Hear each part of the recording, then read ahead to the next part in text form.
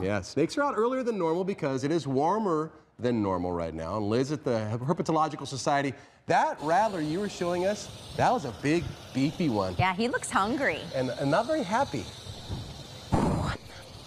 No, which is why we gave Daniel with the Herpetological Society a separate mic so I could be over here and still talk to him at a very safe distance away from this serpent over here that Daniel, as the anchors have noticed, does not look too happy. Yeah, she's not happy today. She, yeah, okay, good. So you guys have been getting a ton of calls recently. The temperatures have been heating up, and that brings these guys and gals out. How many calls are you dealing with a day?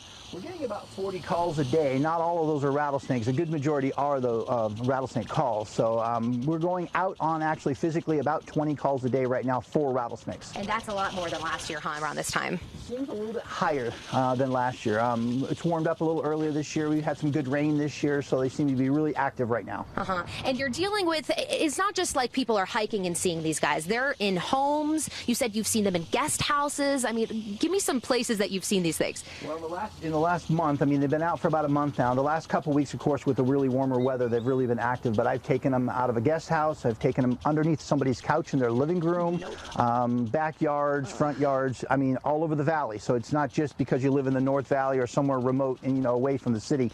The inner city, we've had, snake calls around in yards and homes where you would think that not possible. And correct me if I'm wrong, but it's not like these things are like slithering through cracks in walls. People are leaving their doors open. It's nice weather for the most part outside, leaving their doors open, and these things come in. Yeah, it's a real, typical situation we see with this nice weather. Everyone's like, let's leave the doors open, get some cool, fresh air in. It's a great time of year. The problem is the snakes don't know the difference between outside and inside.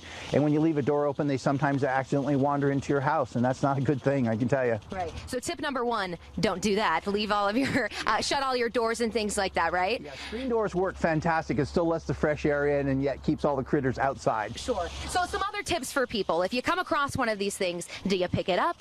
Do you try to handle it yourself? What do you do? Well, you never want to handle a rattlesnake yourself. Of course, if you don't have any training or proper equipment, most people get themselves in trouble real quickly.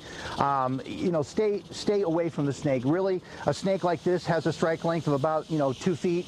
So all we have to do if we see a snake, just take a step away from the snake. If you're hiking on any of these mountain trails and you see a snake like this, obviously just go around it. Don't try to go over it. If it's stretched out, don't try to think you could jump over it. Just let it go on its way. And then once it's it's past and out of your trail, then head on where you're going. But don't mess with these guys. They don't want to bite us. They don't want to attack us. They need their venom. That's part of how they kill their prey items for food. But again, when they're nervous and scared, they'll do this. They'll hold their position. They'll rattle. And she's fully ready to strike right now, but she doesn't want to. As you can see, she's just kind of holding her ground. But if I approach too close and she starts to feel real uncomfortable, then she's going to strike at me, and that's when we can be in trouble. And most times they'll warn you, right? Most of the time, not all of the time. Again, if this snake is asleep and under a bush and you go out in the backyard to do some yard work and you stick your hand under there to pull out some brush, we got a lot of overgrowth this year from the rain. So if you stick your hands in there and start doing some trimming and there's a snake in there sleeping, it may not see you. It may strike first because it gets startled with your hand there, and then it'll rattle after it bites you to let you know what bit you. And how much does it cost to deal with that, Dan? You're looking at around $200,000+ for snake bites today, according to the hospitals, from what we've heard. And dogs too. It's expensive to deal with a dog with the snake. Not nearly as expensive as humans. Well, of course not, yeah, but it's still a pretty hefty price. Still expensive. You don't want your pets injured by one of these guys. All right.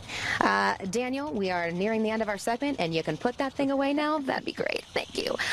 So when the Herpetological Society gets these calls, as I keep a safe distance here, they relocate these little creatures. I know, isn't it huge? Yeah, and the sound of that rattle. It is ginormous.